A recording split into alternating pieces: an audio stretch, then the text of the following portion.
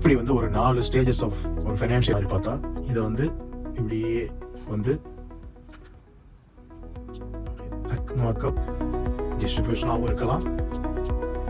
ஒரு அவுன்ஸ் அப்படின்னா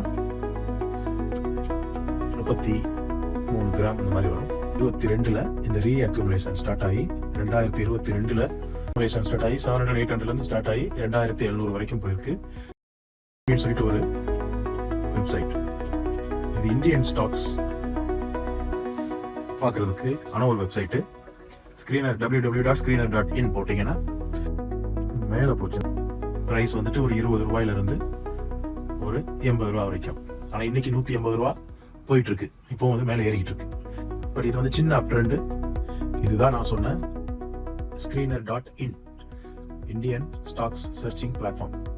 இந்த வெப்சைட்ல போயிட்டு என்னன்னு பார்த்தோம்னா, உதாரணத்துக்கு டாப் மார்க்கெட் கேப் பார்த்தா ரிலையன்ஸ். என் இணைய தமிழ் மக்களே, இதுக்கு முன்னால் உள்ள வீடியோவில் இப்படி வந்து ஒரு 4 ஸ்டேஜஸ் ஆஃப் ஒரு ஃபைனான்ஷியல் மார்க்கெட் சைக்கிள் பார்த்தோம். Accumulation, markup, distribution, mark down and accumulation.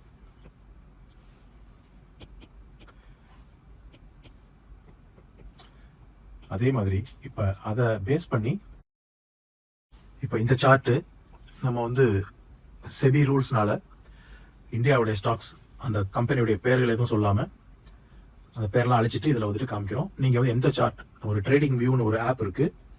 அந்த ட்ரேடிங் வியூவில் போயிட்டு நீங்கள் வந்து அந்த சார்ட் ஓப்பன் பண்ணலாம். ஓப்பன் பண்ணி சிம்பிளாக ஒரு லைன் சார்ட், இது வந்து ஒரு லைன் சார்ட்.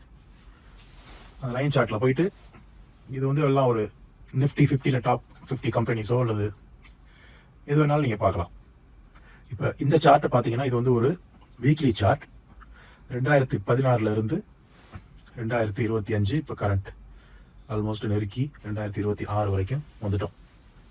இந்த இதில் நம்ம சார்ட்டை பார்த்தோம்னா, நம்ம ஏற்கனவே அந்த மாடலில் பார்த்த மாதிரி பார்த்தா இதை வந்து இப்படியே வந்து மார்க்அப். ஸோ இது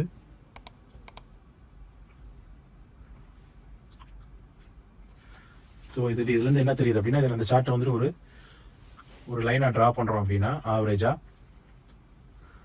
இது வந்து ஒரு டிஸ்ட்ரிபியூஷன், இது வந்து டவுன் ட்ரெண்ட், திரும்ப இது அக்யூமுலேஷன், திரும்ப இது அப் ட்ரெண்ட்,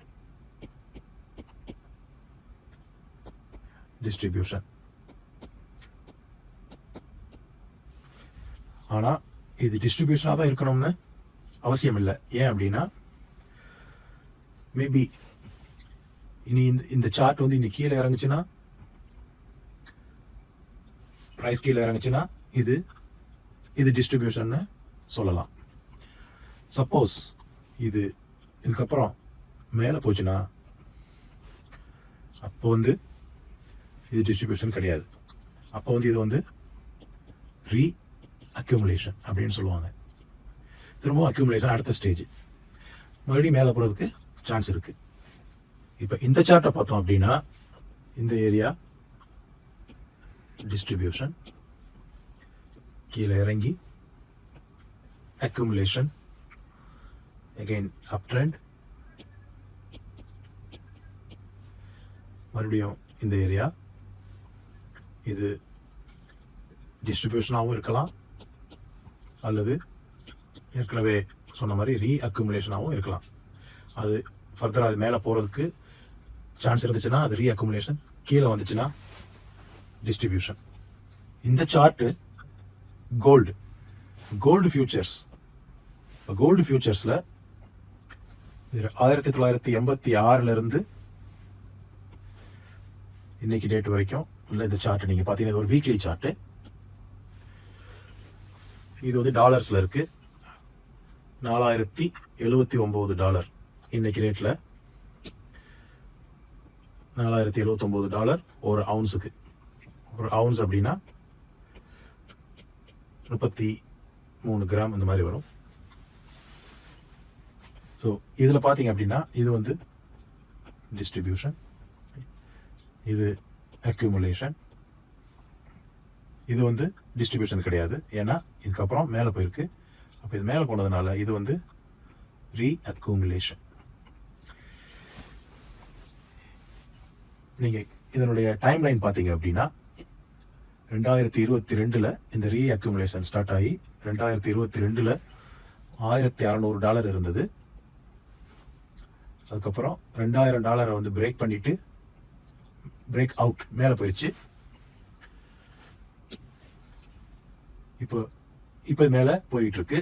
அடுத்து என்ன நடக்கும் அப்படிங்கிறது யாருக்கும் தெரியாது. இது இப்படியே தொடருமா, இல்லை டிஸ்ட்ரிபியூஷன் ஸ்டார்ட் ஆகுமா, இல்லை எகெயின் அனதர் ரீஅக்குமுலேஷன் நடக்குமா அப்படிங்கிறது இப்போதைக்கு தெரியாது. ஆனால் இந்த சார்ட்டை பார்க்கும்போது அந்த ஷேப்பை வச்சு உங்களுக்கு ஒரு ஐடியா கிடைக்கும். இந்த இடத்துல வந்து அக்குமுலேஷன் நடந்திருக்கு, இந்த இடத்துல டிஸ்ட்ரிபியூஷன் நடந்திருக்கு, திரும்ப இந்த இடத்துல டிஸ்ட்ரிபியூஷன் நடந்திருக்கு, இந்த இடத்துல அக்குமுலேஷன் நடந்திருக்கு, அப்படியே சொல்லலாம். இப்போ இந்த சார்ட் பார்த்தீங்கன்னா இப்போ நம்ம இங்கே 2025 இருக்கோம். இது ஓவராலாக பார்த்தா இது டிஸ்ட்ரிபியூஷன் சொல்லலாம். ஸோ 2023 ஜூலைலேருந்து இப்போ இது வரைக்கும் டாப்பில் வந்து ஃப்ளக்சுவேட் ஆகிட்டு இருக்கு. எல்லாமே வீக்லி ட்ரெண்டு தான். ஆனால் இருந்தாலும் இந்த ரேஞ்சில் கூட நீங்கள் பார்த்தீங்கன்னா கிட்டத்தட்ட ஒரு 1600 2744 வரைக்கும் வந்துட்டு மேலைங்களே அடிச்சுக்கிட்டு இருக்கு. ஆனாலும் இது எல்லாமே வந்து அப் ட்ரெண்ட் அல்லது மார்க்அப் அப்படின்னு சொல்ல முடியுமா அப்படின்னு கேட்டால் முடியாது. இதுதான் மார்க்அப். மார்க்அப் எங்கேருந்து எங்கே போயிருக்கு? லோ வந்து 144. இந்த இடத்துல வந்து ஒரு 700 to 800 ரேஞ்சில் வந்து ஸ்டார்ட் ஆயிருக்கு. ஸோ இங்கேருந்து அக்குமுலேஷன் ஸ்டார்ட் ஆகி 700 800லேருந்து ஸ்டார்ட் ஆகி 2700 வரைக்கும் போயிருக்கு. இருந்தாலும் அந்த ஒரு ரேஞ்சு இதுக்கு முன்னால் 2275, ஹையஸ்ட் வந்து 2700, கீழே வந்து 1800, 1900. ஸோ இந்த ரேஞ்சில் வந்துட்டு இப்போ ரேஞ்ச் பவுண்டாக இருக்கு. ஸோ இது டிஸ்ட்ரிபியூஷனாகவும் இருக்கலாம் அல்லது ரீஅக்குமுலேஷனாகவும் இருக்கலாம். இந்த சார்ட்டில் பார்த்தீங்கன்னாலும் இந்த ஏரியா ஃபுல்லாக டிஸ்ட்ரிபியூஷன், இந்த ஏரியா ஃபுல்லாக அக்யூமுலேஷன். இப்போ இந்த ஏரியாவில் வந்து சுற்றிக்கிட்டு இருக்காங்க. இப்போ இவங்க இப்படி வருவாங்களா இல்லை இப்படி போவாங்களா தெரியாது. கீழே வந்தாங்கன்னா டிஸ்ட்ரிபியூஷன், மேலே போனாங்கன்னா ரீஅக்குமுலேஷன்.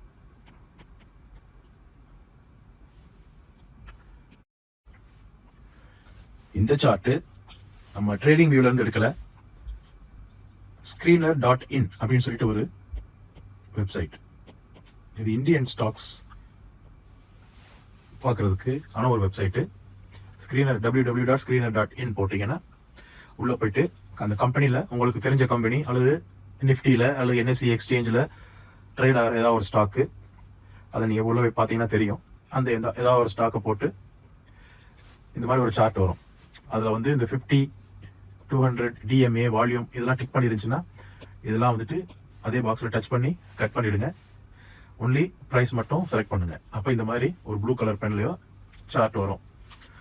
இப்போ இந்த சார்ட்டில் வந்துட்டு நீங்கள் வந்து அக்யூமுலேஷன் டிஸ்ட்ரிபியூஷன் எப்படி பார்க்கலாம் அப்படின்னு பார்த்தீங்கன்னா, ஸோ இது வந்து அக்யூமுலேஷன், ஸோ இது வந்து டிஸ்ட்ரிபியூஷன், ஸோ இது வந்து மார்க் டவுன் ட்ரெண்ட். அதுக்கப்புறம் இது அப் ட்ரெண்ட். மறுபடியும் அக்யூமுலேஷனும் டிஸ்ட்ரிபியூஷனும் தெரியாது. கீழே வந்துச்சுன்னா டிஸ்ட்ரிபியூஷன், மேலே போச்சுன்னா ரீஅக்யூமுலேஷன். ஸோ நிறைய சார்ட் ஏன் பார்க்குறோம் அப்படின்னா உங்களுக்கு ஈஸியாக புரிஞ்சுக்கிறதுக்காக. ஸோ நம்ம ட்ரேடிங் வியூலையும் பார்க்குறோம், screener.inலையுமே பார்க்குறோம். அதே மாதிரி screener.inல இன்னொரு சார்ட் நம்ம எடுத்திருக்கோம். ஒரு கம்பெனி, அது ஏதாவது ஒரு கம்பெனியாக இருக்கலாம். இப்போ அந்த கம்பெனி இப்படி பார்த்தீங்கன்னா இதில் வந்து சின்ன சின்ன அக்குமுலேஷன் டிஸ்ட்ரிபியூஷன் சொல்லலாம்.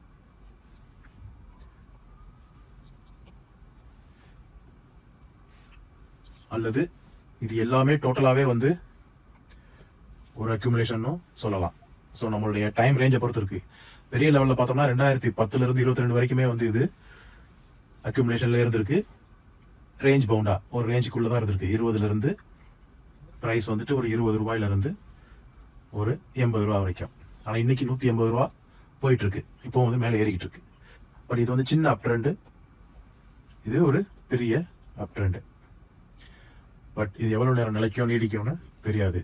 மேபி இதுவே டிஸ்ட்ரிபியூஷனாக மாறலாம், நமக்கு தெரியாது.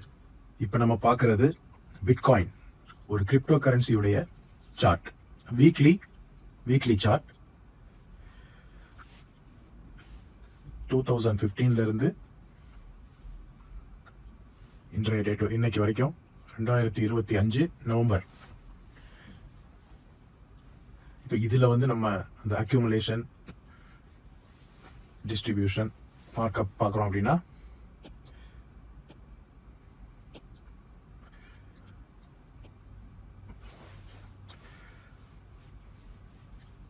நம்மளுடைய ஜூம் பண்ணால் கொஞ்சம் ஈஸியாக வந்து இது பண்ணலாம். இதை வந்து நம்ம டிஸ்ட்ரிபியூஷன்னு சொல்லலாம். இப்போ அதே மாதிரி இந்த ஏரியா வந்து ஒரு அக்யூமுலேஷன்னு சொல்லலாம். அடுத்து இதுக்கு இடையில வந்து இது வந்துட்டு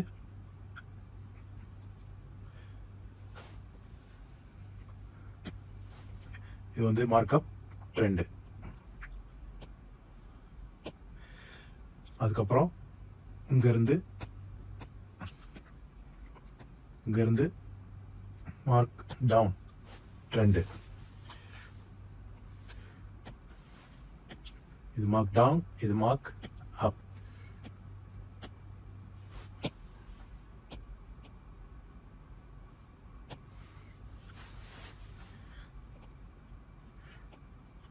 அடுத்து அகெயின் ஒரு அக்யூமுலேஷன்.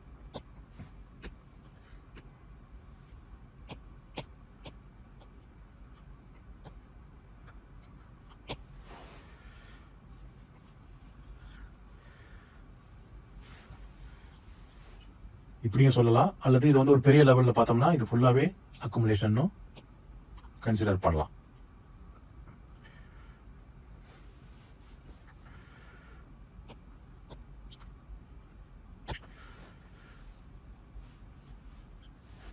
இது வந்து எப்போ நடந்தது? 2020 நவம்பரில்.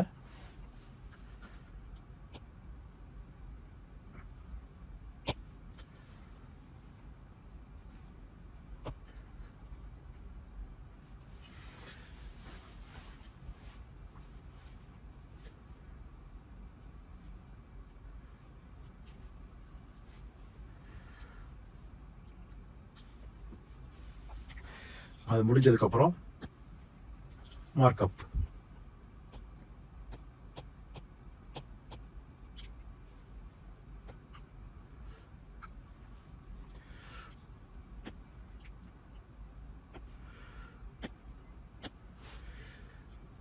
அதுக்கு அடுத்து டிஸ்ட்ரிபியூஷன்.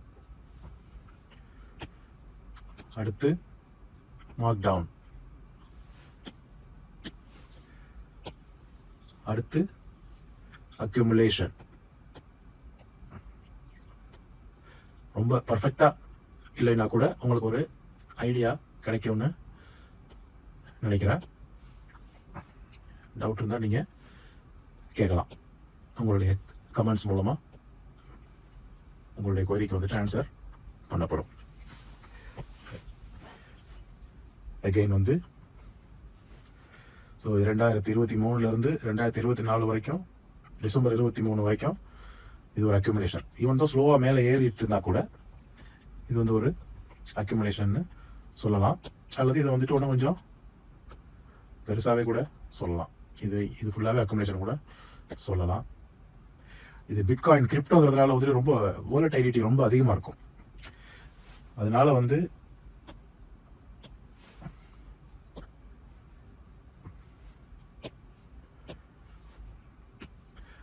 ஓகே. ஸோ இந்த இடத்துல வந்து ஒரு ரீஅக்குமுலேஷன் இதை சொல்லலாமா? ஏன்னா வந்து இது டிஸ்ட்ரிபியூஷன் அப்படின்னா கீழே போயிருக்கும் அடுத்து. ஸோ இந்த ஏரியா வந்துட்டு ரீஅக்குமுலேஷன் சொல்லலாம்.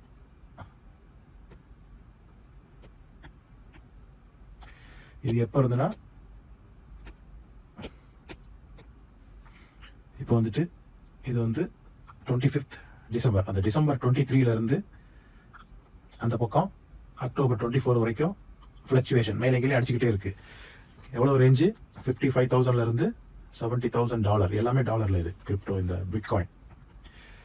அதுக்கப்புறம் மறுபடியும் இங்கேருந்து மறுபடியும் மேலே ஏறி 106,000, மறுபடியும் இறங்கி மறுபடியும் மேலே ஏறி, ஏற்கனவே நான் சொன்னது தான், ஸ்டாக் மார்க்கெட் மேலே ஏறும்போதுமே சரி இறங்கும் போதும் சரி ஒரே நேர்கோட்டில் போகாது. இதே நீங்கள் வந்து இந்த வீக்லிக்கு பதிலாக 2 வீக்ஸ் பார்த்தீங்கன்னா கொஞ்சம் ஃப்ளக்சுவேஷன் கம்மியாக நீங்கள் பார்க்க முடியும். அல்லது 1 மந்த்லி ட்ரெண்டில் பார்த்தீங்கன்னா இன்னுமே கிளியராக பார்க்க முடியும்.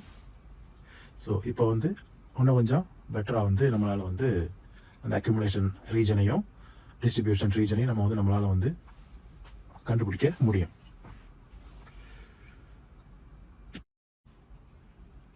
இதுதான் நான் சொன்ன screener.in, Indian stocks searching platform. இந்த வெப்சைட்டில் போயிட்டு நீங்கள் வந்து ஃபார் எக்ஸாம்பிள் இருக்கிறதுலே பெஸ்ட் கம்பெனி என்னன்னு பார்த்தோம்னா, உதாரணத்துக்கு டாப் மார்க்கெட் கேப்னு பார்த்தா Reliance. So Reliance Industries Limited. இதை அப்படியே ஸ்க்ரால் டவுன் பண்ணி இது ப்ரைஸ் சார்ட்டு, இது பிஇ ரேஷியோ. ஸோ நம்ம ப்ரைஸ் சார்ட் தான் நமக்கு வேணும். ஸோ அதுக்கப்புறம் இந்த 10 years, 10 maximum years, maximum period. So ஜனவரி 2006 ஜனவரி இன்னைக்கு வந்துட்டு லேட்டஸ்ட் நவம்பர் 21 2025 நவம்பர் வரைக்கும் வந்துட்டு நமக்கு வந்துட்டு இதில் காமிக்குது. ஸோ இந்த வால்யூம் இதை வந்து நம்ம எடுத்துடலாம். ஒன்லி ப்ரைஸ் மட்டும் இந்த 50, 200 இது எல்லாமே இந்த பாக்ஸ் எல்லாம் அன்செக் பண்ணிவிட்டு இதில் கூட நீங்கள் வந்து அந்த போர்ஷனை வந்துட்டு பார்க்க முடியும். இப்போ இந்த ஏரியா இது வந்துட்டு டிஸ்ட்ரிபியூஷன்னு சொல்லலாம். அதுக்கப்புறம் இது வந்துட்டு ஒரு பெரிய அக்யூமுலேஷன். எவ்வளோ நாளாக 2010 2018 வரைக்கும் இந்த ப்ரைஸ் வந்துட்டு 290s, இங்கே வந்து 120 அல்லது இந்த 2010 200 ரேஞ்சில் இங்கே ஸ்டார்ட் ஆகி கிட்டத்தட்ட வந்து ஒரு 8 வருஷம் வந்துட்டு மூவே ஆகலை. அப்போ எவ்வளவு நாள் அக்யூமுலேட் பண்ணியிருக்காங்க இன்ஸ்டிடியூஷன்ஸ்னு பாருங்கள். இங்கேருந்து 2017 அப்புறம் தான் வந்து மேலே ஏற தொடங்கியிருக்கு. இப்போ 200 ரூபா எங்கே, இன்னைக்கு 1600. இதுக்கு இடையில வந்து ஏற்கனவே நம்ம சொன்ன மாதிரி ஒரே நேர்கோட்டில் மார்க்கெட் ப்ரைஸு, எந்த ஒரு ஃபைனான்சியல் இன்ஸ்ட்ருமெண்ட்டுடைய ப்ரைஸுமே அந்த மாதிரி ஒரே ஸ்ட்ரைட் லைனில் போகாது. இதுக்கிடையில் 2020 இந்த கோவிட் கிராஷ்மே வந்து இதில் பார்க்க முடியும். 700 500 462 வரைக்கும் வந்துட்டு மறுபடியும் மேலே ஏறி அதனுடைய பயணத்தை தொடர்ந்துருக்கு. இதுதான் வந்து இந்த 4 மார்க்கெட்டுடைய இந்த 4 சைக்கிள், 4 ஃபேஸ், மார்க்கெட் சைக்கிளுடைய 4 phase: accumulation, markup, distribution, mark down. இது புரிஞ்சுக்கணுங்கிறதுக்காக தான் நான் இவ்வளவு உதாரணத்தோட இவ்வளவு எக்ஸாம்பிள்ஸோட வந்து உங்களுக்கு எக்ஸ்பிளைன் பண்ணியிருக்கேன். இந்த வீடியோ உங்களுக்கு பிடிக்கும்னு நம்புகிறேன். ஸோ கிளிக் பண்ணுங்கள், கமெண்ட் பண்ணுங்கள், லைக் பண்ணுங்கள், சப்ஸ்கிரைப் பண்ணுங்கள், மற்றவங்களுக்கு ஷேர் பண்ணுங்கள். தேங்க்யூ. நன்றி.